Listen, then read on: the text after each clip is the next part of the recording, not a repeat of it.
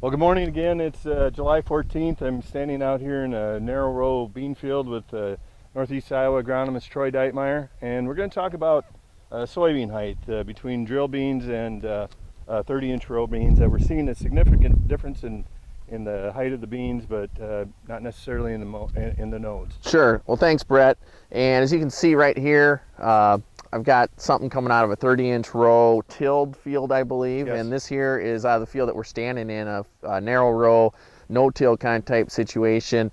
And both the plants are extremely healthy. And from the road, you would think that this field right here has a lot more yield potential just because of the difference in plant height. And one thing that we need to keep in mind when we think about soybean yield potential is the number of nodes that we actually have on these plants. So every time you see flowers, essentially we have a node, and that's where our pods come from. And even though we have a very tall plant here, when Brett and I counted the number of nodes between this plant and this plant, to be honest with you, they were almost exactly the same. You can see that this guy here, while shorter, has a whole bunch of nodes stacked all the way up, a lot of branching going on. And so actually, really, when you look at the difference in yield potential, as of we look at these fields right now, there isn't a whole lot. And the other thing that's going on is these narrow rows are filling in, and they'll be able to capture all the sunlight here throughout the rest of July, while it might take a little bit longer for these guys here to fill in. As you can see here, these plants are all the way flowered to the top, which means we're at the R2 stage.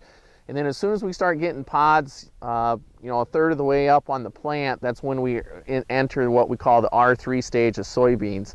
And typically R3 is when we find our largest response to a fungicide insecticide application.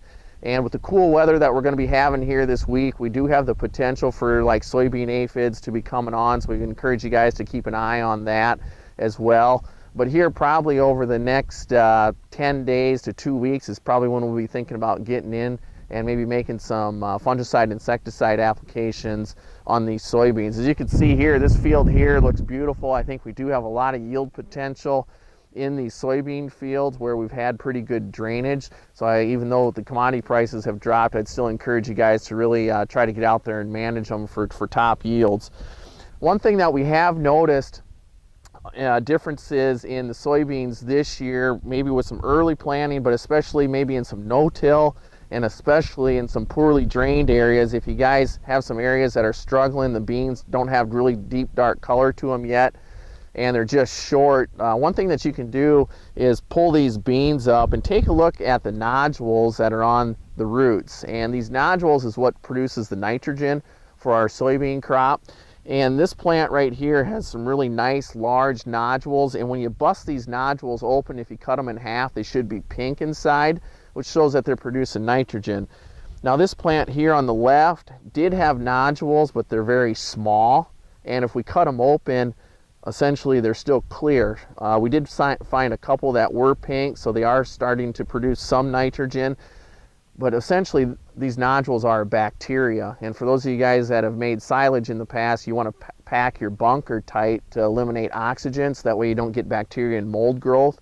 Well, the same thing's been happening in our soybean fields this year with all the rain. We've had a lot of water, no oxygen, Right. And so these bacteria, these nodules can't get functioning and going. So it's one of the reasons why we have some of these wet areas that aren't doing real well. So other than that, just keep an eye on our potential soybean aphids. And the other thing that we could be seeing pop up this year is white mold, Right.